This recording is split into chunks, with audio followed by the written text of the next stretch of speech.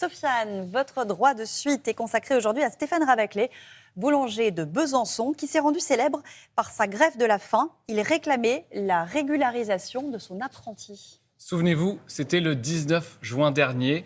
Au soir du second tour des élections législatives, Stéphane Ravaclet est applaudi par ses partisans. Il vient pourtant de reconnaître sa défaite. Je suis déçu pour toutes les personnes qui sont derrière vous, véritablement. Parce que moi, en fait, moi, je me suis battu pour eux et pour toutes les personnes qui se sont plaintes auprès de nous de ce qui se passe en France. Et véritablement, oui, je suis déçu pour ça. Il semble très ému, évidemment, sur ces images. C'était il y a 3 semaines. Est-ce qu'il a digéré sa défaite depuis ? Ouais, il le dit lui-même, ça n'a pas été facile. Il n'en a pas reparlé publiquement depuis 3 semaines. C'est la première fois qu'il le fait. Rendez-vous compte, en même temps, de son rythme. Pendant plusieurs semaines, il va enchaîner le matin la boulangerie, le soir la campagne électorale. C'est évidemment un rythme qui n'est pas simple. Oui. Et la déception, elle a été d'autant plus forte pour lui qu'au soir du premier tour, il sort largement en tête.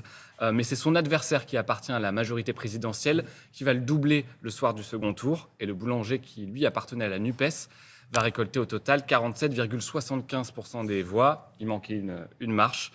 Ce dimanche 19 juin, tout s'arrête pour lui.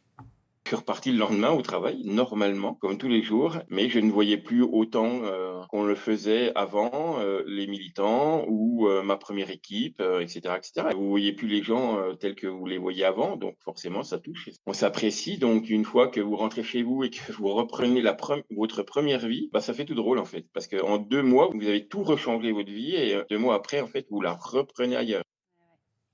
Il est donc retourné travailler dans sa huche à pain dès le lendemain. Ça fait bientôt 15 ans qu'il y travaille. Et on a beaucoup parlé de cette boulangerie au moment où Stéphane Ravaclet a entamé une grève de la faim pour la régularisation de son apprenti guinéen. Une victoire qu'il a remportée après 12 jours de combat. Et c'est une histoire dont on a beaucoup entendu parler jusqu'à Cannes, le 28 mai dernier. Il y a un boulanger de Besançon qui a fait une grève de la faim pendant 12 jours pour qu'on n'expulse pas de France son apprenti qui était africain de Guinée. Et ça, c'est formidable. Et notre film, nous le dédions à ce monsieur, à monsieur Ravaclet de Besançon. Un message des frères Dardenne sur la scène du Festival de Cannes, ça n'arrive pas tous les jours. Il a reçu beaucoup de messages de soutien comme ça ? Énormément. À partir du moment où il a remporté ce combat-là pour la grève de la faim, les médias vont commencer à s'intéresser à lui. Les politiques aussi. Il y a même un sénateur PS qui va proposer une loi Ravaclet pour mieux intégrer les jeunes majeurs étrangers. Ça n'ira pas jusqu'au bout, mais ça va en tout cas donner envie à Stéphane Ravaclet d'entrer dans l'arène politique et se présenter.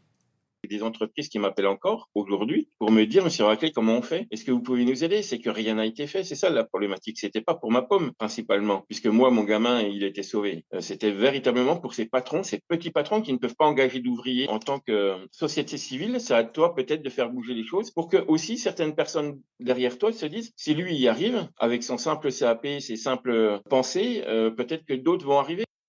Parce qu'un ouvrier boulanger à l'Assemblée nationale, c'est assez rare. Oui, des ouvriers à l'Assemblée, ils sont assez peu nombreux. On a beaucoup parlé de ces profils différents pendant cette campagne-ci. Ils sont devenus des symboles. On pense notamment à Rachel Keke, l'ancienne femme de chambre de l'hôtel Ibis Batignolles, qui elle aussi avait fait grève et avait obtenu gain de cause.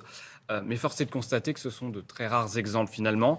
L'Assemblée nationale actuelle ne compte que 0,9% d'ouvriers dans l'hémicycle, alors qu'ils représentent plus de 12% de la population active. Mais vous allez me dire, c'est toujours mieux qu'en 2017. Alors, il y en avait 0. Donc 0% sur les bancs de l'hémicycle. Donc, pour Stéphane Ravaclet, l'Assemblée, c'est pas pour cette fois. Mais malgré tout, avec le recul, il garde un bon souvenir de cette expérience. Les gens comptaient sur nous pour changer les choses, ça c'est véritablement fait. La faisabilité de faire une campagne, mais c'est quelque chose de grand. Alors oui, évidemment, on va du bien au mal parce qu'en fait, on est fatigué et on se dit j'en peux plus. Il y a des grandes crises de fatigue, etc. Mais c'est tellement riche d'enseignement, c'est tellement riche de passion. Et oui, c'est surtout, moi j'ai reçu des dons de toute la France pour ma campagne. C'est qu'on a réveillé quand même quelques personnes et peut-être que le combat était juste. Et je pense sincèrement que le combat était juste. Un combat qu'il a peut-être envie de poursuivre, non ? Oui, plutôt. Alors, il ne s'est pas inscrit, il n'a pas pris de poste dans un parti politique, mais il n'a pas envie de baisser les bras pour autant. Il veut continuer le combat politique. Quelle énergie, se lever le matin pour faire le pain à 4 h du matin et après aller faire Eh oui. c'est des campagnes, c'est incroyable. On l'écoute?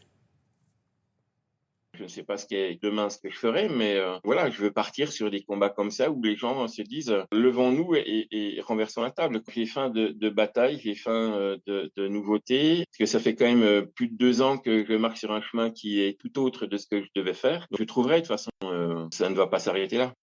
Alors donc peut-être un jour, on aura un boulanger à l'Assemblée ou à l'Élysée. Qui sait? Demain, quel sera le droit de suite, Sofiane? Quentin Fillon-Maillet, Oui. le biathlète, quintuple médaillé aux JO de Tokyo, un vrai champion. On l'avait